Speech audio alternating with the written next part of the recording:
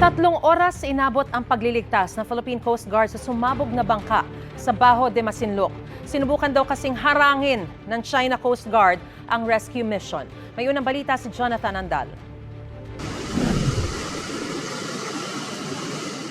Halos palubog na itong Filipino fishing boat o FFB Aquio nang hilahin ng Philippine Coast Guard pabalik ng Subic, Zambales. Sumabog ang makina nito malapit sa Bajo de Masinloc o Panatag Shoal. May sakay itong 8 mangingisdang Pilipino. 2 sa kanila ang may second-degree burns kaya nalapnos ang balat. Agad silang nilipat sa BRP Sindangan ng PCG at binigyan ng paunang lunas ng mga Coast Guard nurse. Ayon sa may-ari ng bangka, faulty wiring ang sanhi ng pagsabog ng makina. Pag-start daw po nung makina, may sumabog. Salubungin na lang din po namin. Yung dalawa, i-diretso sa SBMA, tapos idadala nila sa hospital ng misis ko. Tapos kami po, baka i-rescue namin yung bangka at saka yung mga nakasakay tabi na iba. Ang pagsaklolo sa kanila inabot ng 3 oras. Ang rescue mission ng PCG sinubukang harangin ng China kahit sinabihan na nila na re-responde lang sila sa emergency.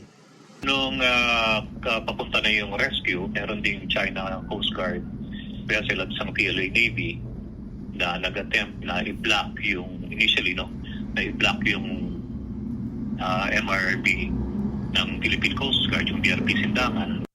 Sabi ni Balilio, nagbanta pa ang mga Chino na aarestuhin ang lahat ng mangingisda roon kung hindi sila makikipagtulungan sa kanila. Nang mapaliwanagan ng China Coast Guard, hinayaan nila ang PCG na makalapit sa nagpapasaklolong bangka. Meron pang report na they actually offered help na maglo-launch sila ng RIB para rescuein yung mga fishermen. Pero alam naman ng mga fishermen na parating na tayo at hindi na sila nagpa-rescue dun sa China Coast Guard. Sabi ng PCG, patunay ang insidente na nakapwesto sa West Philippine Sea ang barko ng Pilipinas na handang sumaklolo sa ating mga mangingisda. Pero sabi ng isang grupo ng mga mangingisda sa Zambales, wala silang nakikitang barko ng Philippine Navy sa Bajo de Masinloc kahit dati na silang humiling na magpasama sa pangingisda. Kaya raw hanggang ngayon, sa gilid-gilid ng Zambales lang sila pumapalaot. Mamaya, dinala kami sa China. Hindi namin alam kung sa China o kung saan. Mamaya, bigla lang kaming itapon dyan sa laot at kuhan. Wala kaming kalaban-laban kasi mga bangka lang naman kaming maliliit.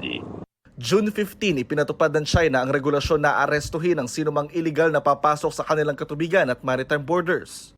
Sabi ng Integrated Bar of the Philippines, mandato ng gobyerno na magbigay proteksyon sa mga mangingisda sa loob ng ating EEZ. Ito ang unang balita. Jonathan Andal para sa GMA Integrated News. Mga kapuso, para una ka sa mga balita, mag-subscribe sa GMA Integrated News sa YouTube. Sa mga kapuso abroad, subaybayan niyo po kami sa GMA Pinoy TV at sa www.gmanews.tv.